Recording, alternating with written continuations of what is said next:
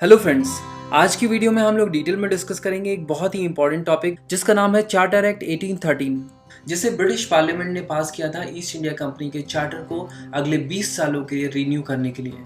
हम लोग charter act 1813 को 6 मेन पॉइंट्स में कवर करेंगे: monopoly of trade, control of company, administration, central legislation, provincial legislation और रेवेन्यू। तो चलिए स्टार्ट करते हैं पहले पॉइंट से, जो है मोनोपोली ऑफ ट्रेड।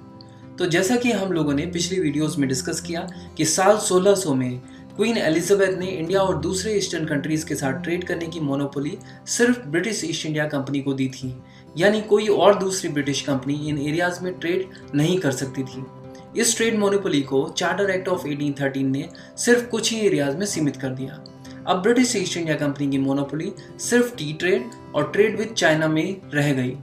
बेसिकली अब ब्रिटिश ईस्ट इंडिया कंपनी के अलावा दूसरी ब्रिटिश कंपनीज भी इंडिया में आके ट्रेड कर सकती थी, इन दोनों एरियाज को छोड़कर। अब यहाँ पर ये जानना बहुत ज़रूरी है कि ऐसा क्या हुआ कि 200 साल से चली आ रही इस मोनोपोली को चेंज किया गया। तो बेसिकली हुआ ये कि यूरोप में इंडस्ट्रियल रेवोल्यूशन शुरू हो चुका था 1740 में, और क्योंकि इस इंडस्ट्रियल रेवोल्यूशन की शुरुआत ब्रिटेन से ही हुई थी, तो 1812 आते आते ब्रिटेन वर्ल्ड का लीडिंग इंडस्ट्रियल नेशन बन चुका था। ब्रिटेन में हर जगह फैक्ट्रीज लगाई जा रही थी और ये फैक्ट्रीज अपना माल यूरोप के कोने कोने में सप्लाई कर रही थी। बट वहीं दूसरी तरफ नेपोलियन एक के बाद एक यूरोपियन कंट्रीज को एक्वायर करते जा रहा था, और अब उसका टारगेट था ब्रिटेन। नेपोलियन ने ब्रिटेन को वीक करने के लिए, ब्रिटेन को इकोनॉमिक डैमेज पहुंचाने के लिए एक डिक्री या फिर बोलें कि एक ऑर्डर पास किया, जिसे कॉन्टिनेंटल ब्लॉकेड या कॉन्टिनेंटल सिस्टम भी कहा जाता है। ऑर्डर ये था कि कोई भी यूरोपियन कंट्री ब्रिटिशर्स के साथ ट्रेड नहीं करेगी, ना इंपोर्ट ना एक्सपोर्ट। बेसिकली ब्रिटिशर्स के एक्सपेंसिव ट्रेड होते थे स्पेन और रशिया के साथ, और क्योंकि नेपोलियन ने उन्हें ऑलरेडी इन्वेड कर लिया था, तो ब्रिटिशर्स के साथ यूरोपियन ट्रेड बंद हो गया। नेपोलियन की इस पॉलिसी ने ब्रिटेन के मर्चेंट्स को हिला के रख दिया। अब उनके पास कोई भी रास्ता नहीं बचा था। बेसिकली यूरोप के साथ जो भी ट्रेड लिंक्स थे वो तो नेपोलियन की वजह से खत्म हो गए, और इंडिया और दूसरे ईस्टर्न कंट्रीज के साथ ट्रेड करने के रास्ते में तो पहले से ही पत्थर पड़े हुए थे, क्योंकि वहां तो पहले से ही ब्रिटिश गवर्नमेंट ने सिर्फ ब्रिटिश ईस्ट इंडिया कंपनी को मोनोपोली दे रखी थी।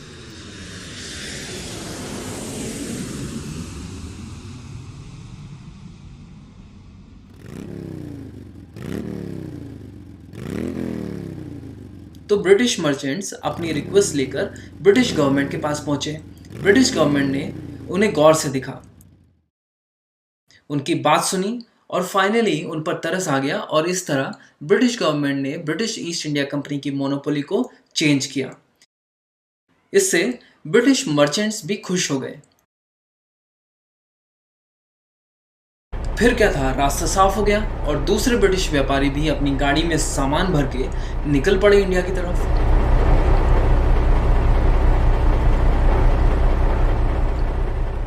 और ब्रिटिश ईस्ट इंडिया कंपनी भी इस बात पर राजी होगी कि कम से कम टी ट्रेड और चाइना के साथ ट्रेड लिंक्स में मोनोपोली अभी भी कायम है। लेकिन इससे इंडियन इंडस्ट्रीज को बहुत नुकसान पहुंचा, क्योंकि अचानक से बहुत सारे ब्रिटिश प्रोडक्ट्स इंडिया में आने शुरू हो गए। हमारे Indian products in factory made products के सामने फीके पड़ गए।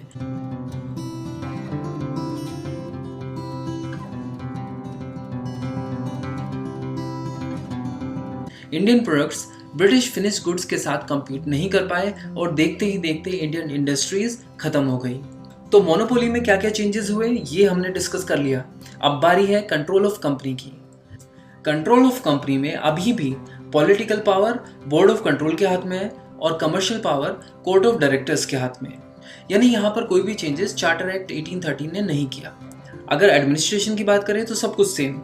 Governor of Madras and Bombay report करेंगे गवर्नर जनरल ऑफ बंगाल को, और गवर्नर जनरल की काउंसिल में 3 मेंबर्स होंगे। तो बिल्कुल वैसा ही है जो हमने पिट्स इंडिया एक्ट में डिस्कस किया, यानी चार्टर एक्ट 1813 ने यहाँ पर कोई भी चेंजेस नहीं किए। चलो ठीक है, नेक्स्ट पॉइंट है सेंट्रल लेजिस्लेशन। यहाँ पर भी सेम चीजें कंटिन्यू की गई।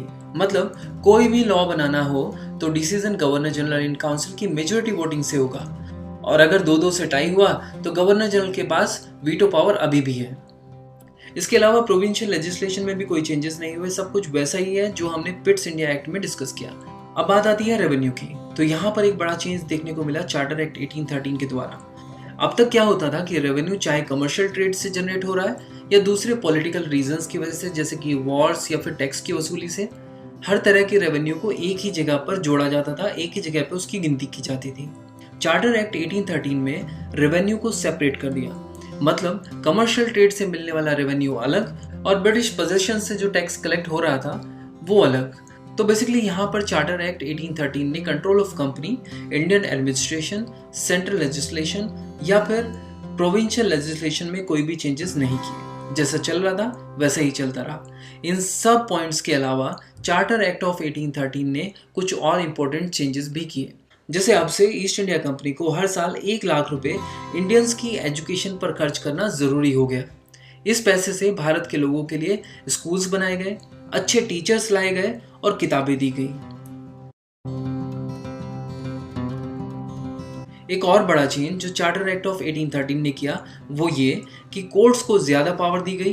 पहले सिर्फ इंडियंस को कन्विक्ट कर पाते थे, अब यूरोपियंस जो इंडिया में रहते हैं वो भी कोर्ट्स के दायरे में आ गए।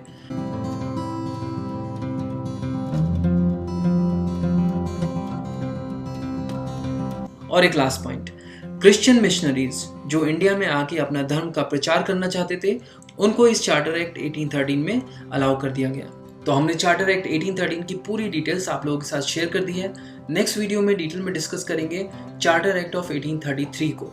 बुक सेवा चैनल पर हिस्ट्री की बहुत सारे टॉपिक्स पर वीडियोस अवेलेबल हैं, आप उनको देख सकते हैं। अगर आपको ये वीडियो अच्छी लगी है तो इसको लाइक कीजिए, अपने दोस्तों के साथ शेयर कीजिए और ऐसे ही और वीडियोस को देखते रहने के लिए बुक सेवा चैनल को सब्सक्राइब कीजिए। Thank you so much for watching book सेवा।